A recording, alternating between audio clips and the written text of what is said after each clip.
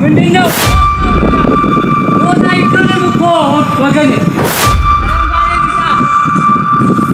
ይሳው ያው ለይታ አይሙት አይ ኖ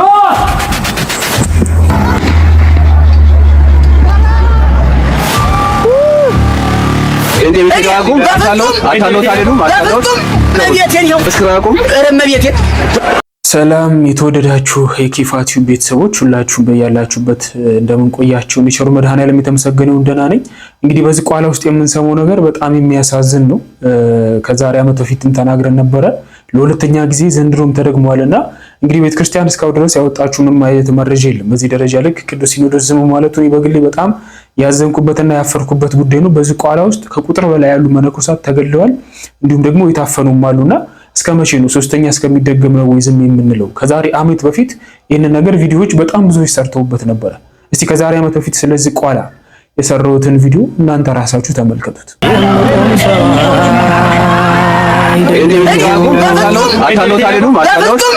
በእውነት እኛ ልሙት ነው ተሳሰው ነው ተከፈሉ እስክራቁም ረመቤቴ አሁን መስክራቁም ረመቤቴ ሁለት አምላክ በላይ ሰው መቤቴ ነው ሰው ስለማያውቁት ነው። መቼም ወተታለ ወይ ገንዘብ አታለውት መስክረዋል። እኔ ምንም በፍጹም ኦርቶዶክስ የዋህ ምዕመናንን በማታለል የበግ ለምድ ለብሰው የመጡ ብዙዎች ሐሰተኞች እንዳሉ ጌታ በወንጌል እንደነገረን ሁሉ ዛሬም አሉ። ኦርቶዶክሳውያን ስንቶች ጳጳሳት ሳይሆኑ ጳጳሳት ነን፣ ቀሳውስት ሳይሆኑ ቀሳውስት ነን፣ ካህናት ሳይሆኑ ካህናት ነን እያሉ ስንቶች እንዲተታላችሁ ሄዳችሁ አሁንስ በዛች ቅጽበት በዚህ ውስጥ የነበራችሁ ሰዎች አሁንስ ምን ታስባላችሁ? እውነት ሰው ስታዩት ጳጳስ ነው፣ እሱ ግን አቡነ ያሬድ ነኝ ይላል። እናንተስ መንፈስ ቅዱስ አይገልጽላችሁም? ይህን ካልገለጸላችሁ መንፈስ ቅዱስ በእናንተ ዘንድ የለም። ስለዚህ ይህንን አሰራር ተመልክታችሁ ዛሬ እነሆ ካላችሁበት የስህተት አሰራር ሁሉ ወጣችሁ ወደ እውነት ትመጡ ዘንድ እግዚአብሔር ያዛል። እንግዲህ ፓስተሩ ከዚህ በኋላ አንድ ነገር ይናገራሉ። ቀደም ወደ ተመለከታችሁት አሁን ይሄንን ሰው ይላል ተሰናድተው ሆን ብለው በእቅድ በጽናት እንዳደረጉት የምትመለከቱት ይህንን ሰው እንደ ፓስተሩ ንግግር አሁን ሄዶ ልብሱን ቀይሮ ሲመጣ ታውታላችሁ ይላሉ። ስለዚህ ይህ ሰው ከዚህ በኋላ እነሆ ተቀይሮ ሲመጣ የእግዚአብሔርን ሥራ ታያላችሁ ብሎ ልክ እንደ እግዚአብሔር ልዩ ሥራ ሲናገር ትሰማላችሁ። ይህም ሰው እነሆ አሁን ዳነ ማለት ነው። እኚህ ናቸው የኦርቶዶክሱ ጳጳስ፣ እኚህ ናቸው ኢየሱስን የተቀበሉት፣ እኚህ ናቸው ወደ ጴንጤ የገቡት። ወገኖች እንንቃ፣ እውነትን ከሐሰት እንለይ።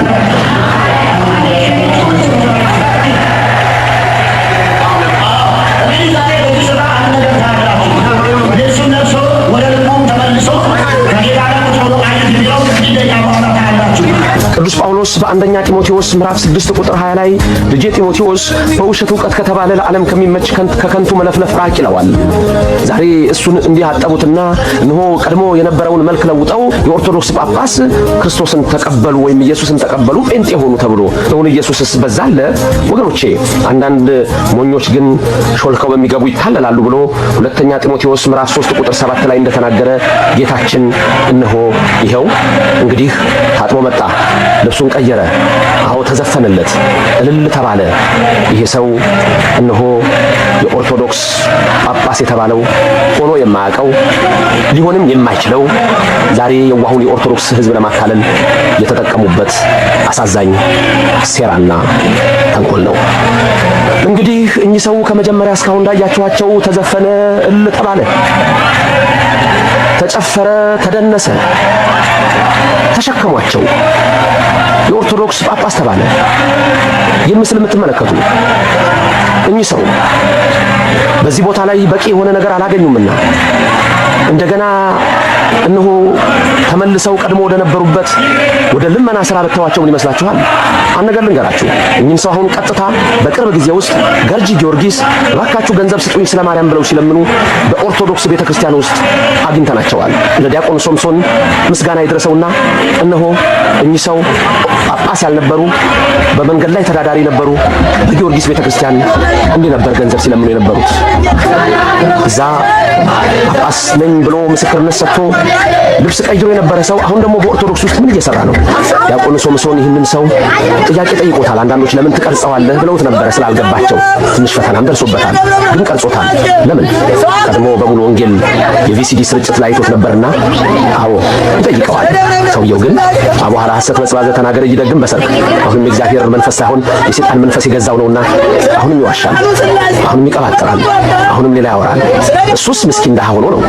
ሙሉ ወንጌል ትልቅ የእምነት ድርጅት ነኝ ትሉ የለም እንዴ? ምን ነው እስከዛሬ ሰውን የሰበሰባችሁት በዚህ ልዩ ድራማ ነው እንዴ? ኦርቶዶክሳውያን የሚሰራባችሁን ይዩት። ይህንን ወንጌልን የሚከላከል ክፍል ሁሉ ሊመለከተው የሚገባ ነው። አሁን እነሱ እውነተኛ አገልጋይ መስለው እውነተኛ ሰዎች መስለው ይሄን ሲያረጉ ይሄ ሰው ሁለተኛ አጋንንት ማደሪያ አትሆንም፣ ሰላም በውስጥ ነው፣ ተፈወስኩ ያለው ሰው አሁን እንደገና ሌላ የድሆች መጠጊያ ምን አለ 5 ሳንቲም የሚሰጥ የለ ስለ ማርያም ብሎ በለቱ ያለውን በልኩ ይደር እንጂ አለን ሀዛም ግሼ ሁለት ወዲህ ወደ አዲስ አበባ ዛሬ ስመለስ አባባ ነው አባባ ልጆቼ ነው ደብረ ብርሃን ነው በአንድ ቀን እንገባ መሄን አላሉ። አሁን አንድ ያላና ማነግታት የገንዘብ መደበቂያ ነበረኝ። እሷን ላሰርገው በዛት አሁን ከአንገት የወሰዱ ከእጅ የወሰዱ ይላል። አንዳንዴም እነሱ ከሰሩት ጋር ይመሳሰላል። ነገር እያገናኘ ነው የሚሰራው። የደብረ ብርሃንን ነገር እንዳትረሷት። የደብረ ብርሃን ሰው ነው የነበር ያለው እዛ። እዚህስ ቤተክርስቲያን ይሳለማሉ እንደ እርሱ? አዎ። ምንድን ነው አገልግሎቱ በቤተክርስቲያን? እርሱ እኔ ምዕመን ነው? ማን ሳይሆን እኔ ወሽም ኪዳነ ምሕረት አቡነ ኤፍሬም የተወለዱበት ሀገር መገበሪያ ነው ማለት ነው። ሌላ ምንም ጉዳይ አለ?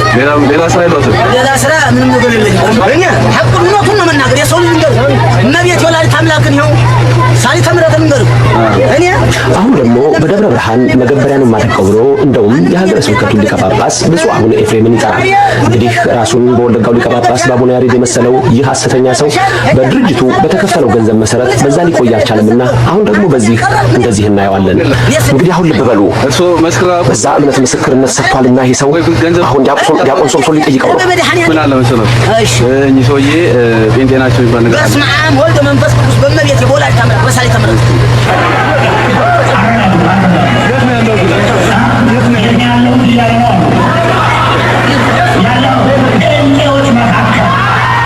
እርሶ መስክራ አቁም ቤተክርስቲያንን ወይ ገንዘብ ሰጥቶት አታለው ቤት አቁም አታለው አልሄዱም አታለው በእውነት እኔ ልሙት ነው ተሳስተው ነው ተሳስተው እኔ ልሙትልኝ መስክራ አቁም እመቤቴ አቡነ ያሬድ ጥላሁን በአዲስ አበባ ሀገረ ስብከት ስኖር ስላሴ መስክራ አቁም እመቤቴ ወላዲተ አምላክ በላይ ሰው እመቤቴ ይኸውልህ ሰው ስለሚያውቁት ነው መቼም ወይ ተታለው ወይ በገንዘብ አታለውት መስክረዋል። እኔ ምንም በፍጹም እኔ ልንገርህ ማንም ይምጣ ማንም የፈለገው ይምጣ ልንገርህ የፈለግከውን ሰው አምጣ እኔ ብፁዕ ቅዱስ ነህ እኔ ልንገርህ ለሀቅ እኔ አባ ገላውዲዮስ ነኝ ስሜም ምንም ነው የማይባል በዘመኔ ትልቅ ደረጃ ላይ የነበርኩ ሰውዬ ነኝ።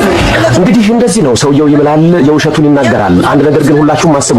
ዕብራውያን 13:7 ኢየሱስ ክርስቶስ ትናንትና ዛሬም ለዘላለም ያው ነው፣ ሐሰተኛ በሆነ በእንግዳ ትምህርት አትወሰዱ፣ ኢየሱስ ክርስቶስ ለዘላለም ያው ነው ይላል።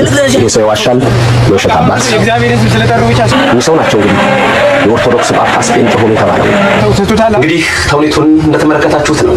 በእውነቱ አሳዛኝ በኢትዮጵያ ኦርቶዶክስ ተዋሕዶ ቤተክርስቲያን ላይ የተቃጣ ተራ ዘመቻ ነው። ሆኖም ግን ምዕመናን ከዚህ አንድ ነገር የተገነዘባችሁ ይመስለኛል።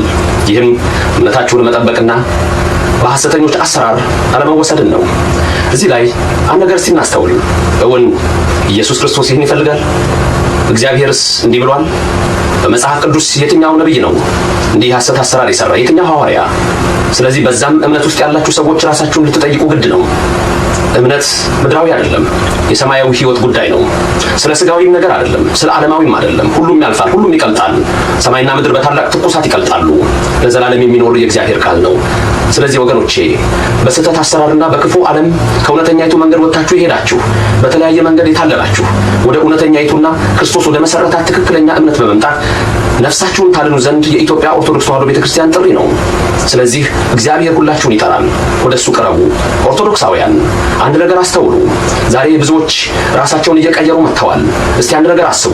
በዛ ውስጥ በእውነት ይህ ሰው አቡነ ያሬድ ነኝ ብሎ ሲናገር፣ ጳጳስ ነኝ ብሎ ሲናገር መንፈስ ቅዱስ ካለ በእውነት ይሄን አይነግራቸው ነበረ?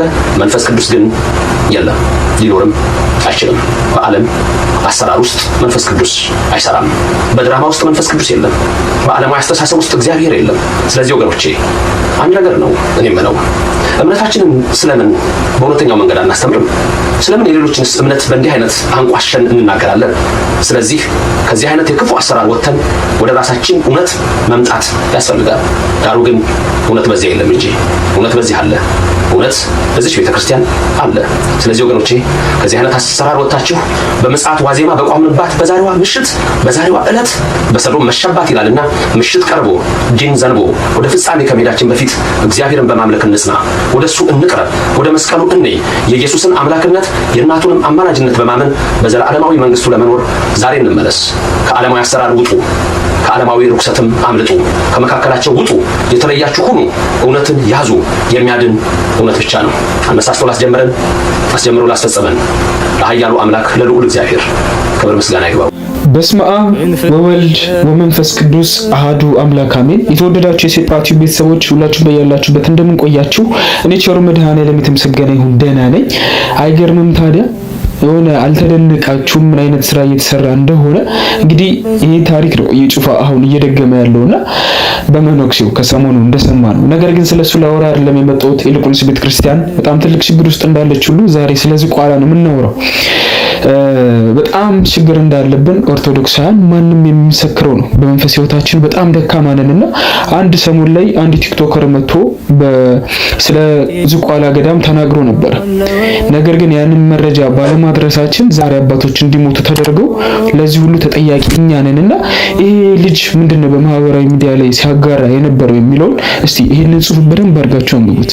የአቡዬ ልጅ ይህንን አስከፊና የሚረብሽ ነገር እንደማየት የሚያስጠላ ነገር የለም። ቀን 28/02/2016 ነበረ ወደ ዝቋላም ያቀናሁት።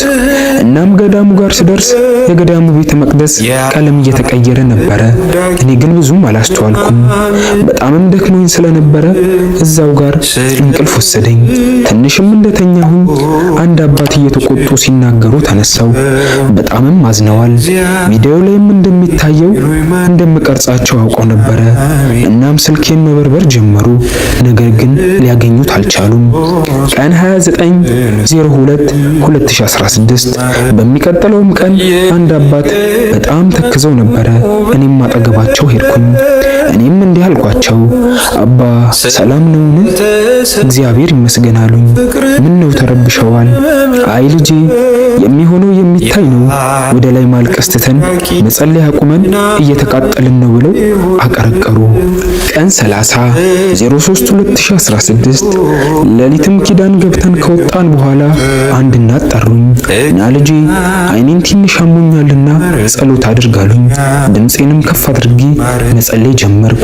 ጸሎቴንም ከጨረስኩኝ በኋላ እንደዚህ አልኳቸው፣ እናቴ ሆይ።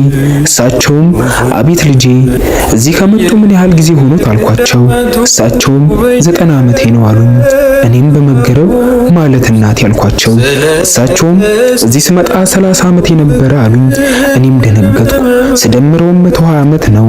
ይህን ሁሉ ነገር የምናገረው እዚህ ገዳም ውስጥ ብዙ ትልቅ አባቶች ያሉበት የተቀደሰ ቦታ ነው። አሁን ላይ ግን ኦነግ የሚባል አሸባሪ ገዳሟን እያሸበረ ነው። ቀለም ቀይሩ፣ ካልቀየራችሁም እናቃጥለዋለን እያሉ ነበረ። ብዙ ጊዜም ቤተ መቅደስ መግባት እየሞከሩ ነው። ነገር ግን በመላእክቶች ጥበቃ መግባት አልቻሉም። አሁን የምጠይቀው አባቶችን በጸሎትና በጾም እንድናግዛቸው፣ በእኛ ኃጢአትም እየተሰቃዩ ነው። በእነርሱ ጸሎት ነው ተኝተን የምንነሳው። እባካችሁ ከቻልን እናግዛቸው። ይህንን መልእክት የጻፈው የአቡዬ ልጅ የሚባል ቀን 30/03/2016 ዓመተ ምህረት ነበረ። አሁንም ስለ ቤተ ክርስቲያን ግድ ካላለን የሚናገሩትን ቃል በሙሉ እንደ ትንቢት እየቆጠርን ኦርቶዶክሳውያን እንግዲህ እንደሰማችሁትና እንዳነበባችሁት ነው። ይህንን መልእክት እንግዲህ ወንድማችን ከወራቶች በፊት በጣም ተናግሮት ነበርና ቲክቶክ ላይ ይሄ ቪዲዮ የታየው ወደ 600,000 ሰው አካባቢ አይቶታል። ነገር ግን ተናግሬ ነበር ብሎ ወጣት ልጅ ተናግሮ ነበርና እውነት ያንን መረጃ ባለማስተላለፋችን ምክንያት ዛሬ አባቶቻችንን ልናጣ ሆነናልና በወቅቱ እንግዲህ ያ የዝቋላ ደብር ቤተክርስቲያን ቀለሙ ይቀየር እያሉ አንድ አባት መነኮሳት አንድ አባት ናቸውና በጣም ሲጮሁ ነበር። ኖ ፍረድ እግዚአብሔር ወይ ፍረድ እያለ በጣም ሲናገሩ ነበርና ይሄ ሁሉ በመፈጠሩ ተጠያቂዎች እኛ ኦርቶዶክሳውያን ነን። እስቲ እነዛ ካህን እንዴት ሲጮሁ እንደነበሩ የመጨረሻው ቪዲዮ እንይና እንጨርሳለን። ምንድነው ሞት ነው ሞት አይቀርም እኮ ወገኔ። አረንጓዴ ቢጫ ስንት ዓመት ነው የቆየው? ይካ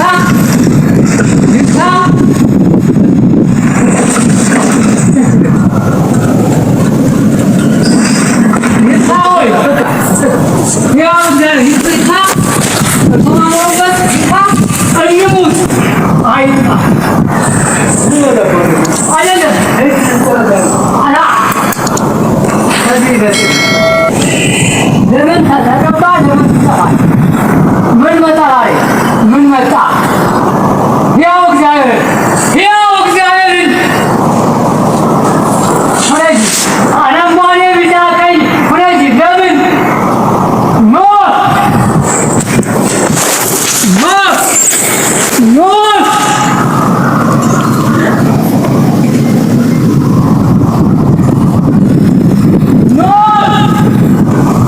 እንግዲህ እንደተመለከታችሁት ነውና የቤተ ክርስቲያኗን ቀለም ካልቀየራችሁ አረንጓዴ ቢጫ ቀዩ ካልጠፋ እናንተን እንገላችኋለን ሲሉ ነበርና አባታችንም እንደሰማችኋቸው እንግዲህ አይጥፋ እኛ ብንሞት ይሻላል፣ በሕያው በእግዚአብሔር ፊት ይሄን ልንሰራ አይገባንም እያሉ ደጋግመው ሲናገሩ ነበርና ይሄ መረጃ የወጣው በጣም ከወራቶች በፊት ነው።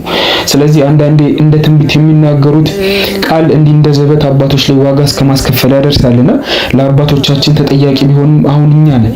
ስለነሱ ማልቀስ አይገባንም። ይልቁንስ የተጎዳነው እኛ ነንና በዓለማዊ ሕይወት ውስጥ የነሱ ጸሎት የሚያስፈልገን እኛ ነን። እነሱ ግን ጳውሎስ እንደተናገረው ከክርስቶስ ጋር ብኖር ይሻለኛል እንዳለው እነሱም ከሱ ጋር መኖር ይሻላቸዋል። ነገር ግን ለኛ ያስፈልጉን ነበር፣ በጥፋታችን ምክንያት አተናቸዋል። ስለዚህ አሁንም እንደዚህ አይነት ስህተቶችን እየሰራን ስንት አባቶችን ማጣት እንደሚኖርብን አላቅምና በጣም የሚያሳዝን ነው። አሁንም ቢሆን ቤተክርስቲያን እንግዲህ ለ3 ቀን ጥቁር ልበሱ ብላለች ከሰኞ ጀምሮ። ይህንን ሀዘን አብረን እንድንካፈል እግዚአብሔር አምላክ ሁላችንን ያዘጋጀን እላለሁ። ትናንትና ሁላችሁንም እኔ ክርስቲያን ነኝ ብላችሁ ጻፉ እንዳልኳችሁ መጠን ኮሜንቱ እንደዚህ አምሮበት ነበር ያመሸ። ክርስቲያን ነኝ ዜግነቴ ሰማያዊ ዘሬ ከግንዱ ነው ከክርስቶስ ከናዝራዊ እስከ ሞት ልታመን ተጠርቻለሁ። እንደተመለከታችሁት ትላንት ክርስቲያን ነኝ ያለን ሁሉንም ውብ አድርገናል። ዛሬም ደግሞ የአባታችንን ቃል ደግመን እንጽፋለን። አይጥፋ እኛ እንለፍ እያላችሁ ኮሜንት ላይ ጻፉ። ይመርበት። እንግዲህ ከዛሬ ቪዲዮ በጣም ብዙ ነገሮች እንደተማራችሁ ተስፋ አደርጋለሁ። በጣም እንዳዘናችሁም ከዚህ በኋላ የሚመጣባችሁን ነገርን በሙሉ ግልጽ መውጣት እንዳለባችሁ እንደተማራችሁ ተስፋ አደርጋለሁ። ለኔ ውጽም እንግዲህ ሁላችንም እንድንዘጋጅ በዚህ መልኩን እያስተላለፍኩኝ ቀጣይ እናንተን ቁም ነገር ታገኙባችኋላችሁ ባሰብኳችሁ መረጃ እስከምንገናኝ ድረስ ቸር እንቆይ። እኛ እንለፍ፣ ቤተክርስቲያን ግን ባርከኝ በጂ በረከ